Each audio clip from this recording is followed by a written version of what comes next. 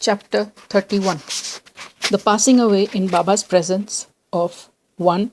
Sannyasi Vijayanand, 2. Balaram Mankar, 3. Nulkar, 4. Megha, and 5. The tiger. In this chapter, Hemadpant describes the passing away of certain persons and a tiger in Baba's presence. Preliminary. The last wish or thought that a man has at the hour of death determines his future course. Sri Krishna has said in Gita 8:5-6 that he who remembers me in his last moments comes verily to me, and he that meditates otherwise at that time goes to what he looks for. We cannot be certain that we can entertain a particular good thought at our last moment, for more often than not, we are more likely to be frightened and terrified by many causes. Hence, constant practice is necessary for enabling us to fix our mind on any desired good thought at any or the last moment. All saints, therefore, recommend us to remember God and chant His name always, so that we may not be puzzled when the time for departure comes. The devotees, on their part, surrender themselves completely to the saints, fully believing that the all-knowing saints would guide and help them in their last moments. A few such cases will be noted here. 1. Vijayanand. At a Chennai sannyasi named Vijayanand started on pilgrimage to Manasarovar. En route, on hearing Baba's fame, he halted at Shirdi. There, he met one Somdev Ji, Swami of Haridwar, and inquired from him about the particulars of the Manasarovar trip. The Swami told him that the Sarovar was 500 miles above the Gangotri and described to him the difficulties of the journey, namely, plenty of snow and the change of dialect every 50 kos, and the suspicious nature of the people of Tibet, who gave a lot of trouble to the pilgrims on the way. On hearing this, the sannyasi was dejected and cancelled the trip. Then, when he went to Baba and prostrated himself before him, Baba got enraged and said, "Drive out this useless sannyasi. His company is of no use." The sannyasi did not know Baba's nature. He felt discomforted, but sat there watching things that were going on. It was a morning darbar and the masjid was overcrowded. Baba was being worshipped in various ways. Some were washing his feet, some taking the teerth, holy water, from his toe and drinking it heartily, and some touching their eyes with it. Some were applying sandal paste and some scents to his body. And all were doing these things, forgetting the distinction of caste and creed. Though Baba got enraged with him, he was filled with affection for Baba and he did not like to leave the place. He stayed in Shirdi for 2 days. When he got a letter from Chennai stating that his mother was very ill, he felt very dejected and wanted to be by his mother's side, but he could not leave without Baba's permission. So he saw Baba with a letter in hand and asked for his permission to return home. The omniscient Baba, knowing the future, said to him, "If you so loved your mother, why did you take sannyasa? Fondness or attachment makes ill of an ochre garb. Go and sit quiet at your lodging. Wait with patience for a few days. In the Vada, there are many robbers. Bolt your doors and be very vigilant. The thieves will carry everything. Wealth and prosperity are transient, and the body is subject to decay and death. While knowing this, do your duty, leaving all attachment to the things of this world and next.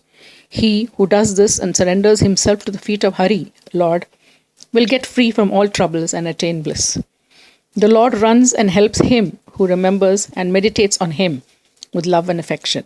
Your store of past merits is considerable. So you have come here. Now attend to what I say and realize the end of your life. After being desireless, begin from tomorrow the study of Bhagavat. Do 3 saptahas, that is 3 readings during 3 weeks, conscientiously. The Lord will be pleased with you and will destroy your sorrows. Your illusions will vanish and you will get peace. On seeing that his end was approaching, Baba prescribed this remedy and made him read Rama Vijaya, which pleases the god of death. Next morning, after bathing and other purifying rites, he commenced to read Bhagavat in a secluded part in the Lendi garden. He completed 2 readings and thereafter felt much exhausted. He returned to the Vada and stayed in his lodging for 2 days. And on the 3rd day, he breathed his last on Fakir Bade Baba's lap. Baba asked the people to preserve the body for a day for a good reason.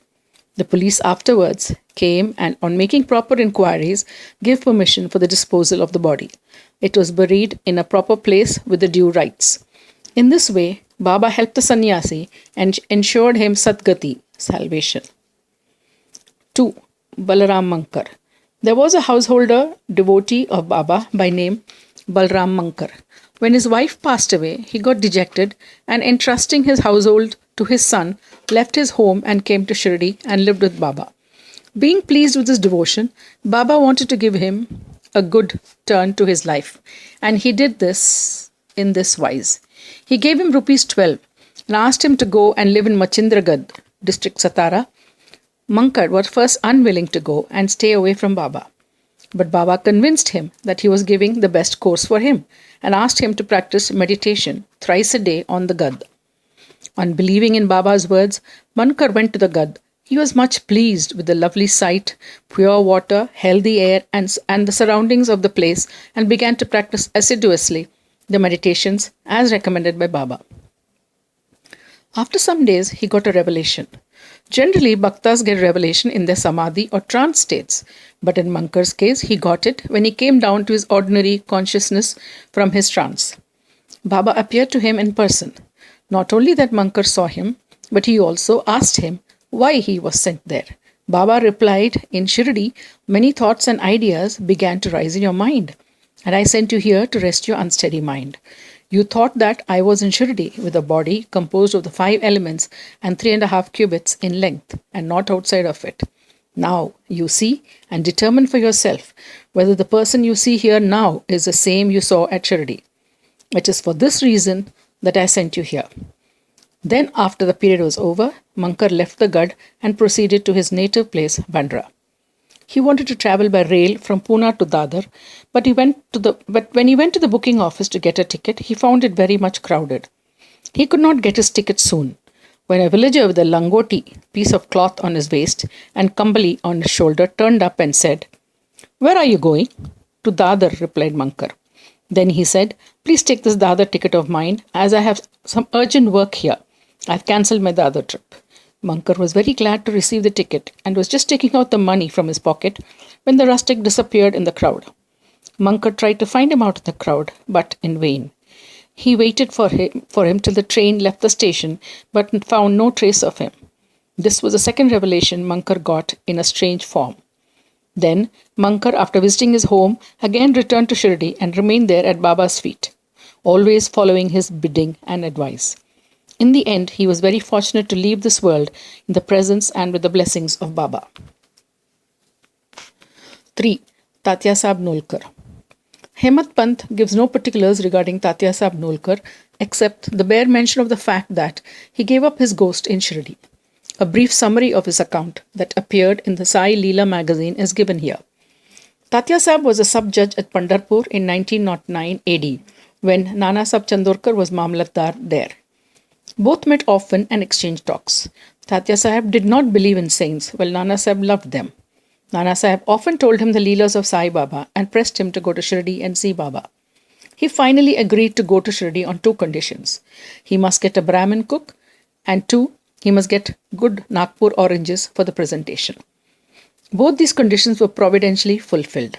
A Brahmin came to Nana Sahib for service. He was sent to Tatya Sahib, and a fruit parcel containing 100 beautiful oranges was received by Tatya Sahib, the consigner being not known.